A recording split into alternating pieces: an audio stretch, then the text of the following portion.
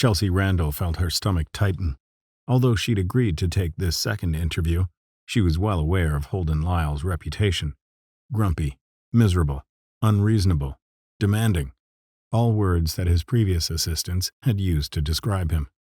Personal assistants to the ultra-wealthy traded notes with each other, especially in New York, and she'd heard about the CEO of Daltech through the grapevine. While all his previous assistants agreed that Holden Lyle was brilliant and driven, nobody actually liked the man. And then there was the media, who portrayed him as a ruthless upstart who had turned the tech world upside down. She remembered reading profiles about him, each one declaring that even the other hotshots in tech were afraid of crossing him. Ordinarily, Chelsea would have listened to the warnings, but she was desperate. After parting ways with her previous employer, a TV producer who, as it turned out, did not like being contradicted, Chelsea needed to pay her bills. The apartment she'd grown to love, because it was bigger than the usual shoeboxes that were put up for rent, wasn't going to pay for itself. Not to mention, she liked having clothes to wear and food to eat. Hence the desperation of her earlier interview at Daltech's marketing division. While she'd sat in the area for the marketing interview, one of the other candidates had whispered to her that the company's CEO was searching for an assistant. Despite her reservations, Chelsea couldn't afford to pass it up, even if Holden Lyle was the type of boss who sent even the most hardened assistant running for the hills.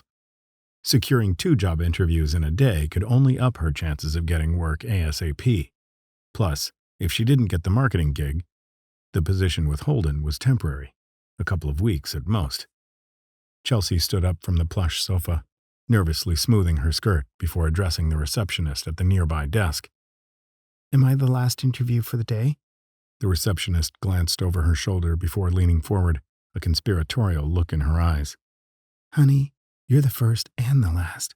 You're the only applicant we've gotten so far on this gig." "So, he's really that bad?" Chelsea asked, eyes widening. Again, the receptionist threw a glance over her shoulder, making sure there was nobody around. Satisfied that the coast was clear, she whispered, "He's had 15 assistants since founding the company. Works them to death. Worse, he's a perfectionist, so if it isn't done exactly how he wants, they've got to do it all over again. I'd say you're better off in the marketing department, but you didn't hear any of this from me." "I'll never tell," she assured the receptionist. Chelsea prided herself in her discretion. Keeping sensitive information confidential came with the territory when working this high up the corporate ladder. Nobody liked corporate secrets getting out, and on the off chance Chelsea ever had to reveal something for emergency reasons, she'd certainly never reveal where she got the intel from. Still, she was grateful for any kind of information so she could go in prepared. Swallowing hard, she waltzed up to the door, fighting to overcome the slightest wobble in her steps. This was no time to be intimidated. She was used to working with accomplished executives and captains of industry. Although Holden Lyle had a reputation for being extra demanding, Chelsea was good at job interviews, mostly because she'd learned how to charm some pretty intimidating people in her line of work. Besides, she'd never met Holden Lyle, so there was no point giving in to fear before actually facing him. If she let the complaints about him get to her, she'd lose her nerve and botch the interview before it even started. She couldn't afford to screw this up.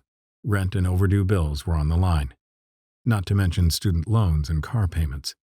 Her interview with the marketing exec had gone well, but she wasn't about to ruin her backup plan. With that little pep talk to herself, she reached for the knob and opened the office door. Holden's office was huge, tastefully furnished in black leather, dark wood, and chrome accents. Sleek and modern, but definitely not inviting. Truth be told, as Chelsea edged closer to the enormous desk on the far end, her surroundings felt more and more like a lair than an office.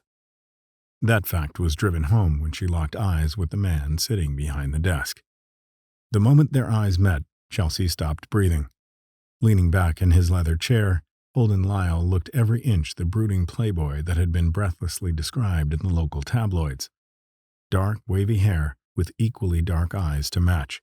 His face was precise as cut marble, with harsh lines, an autocratic nose, chiseled cheekbones, and a sensuous, severe mouth.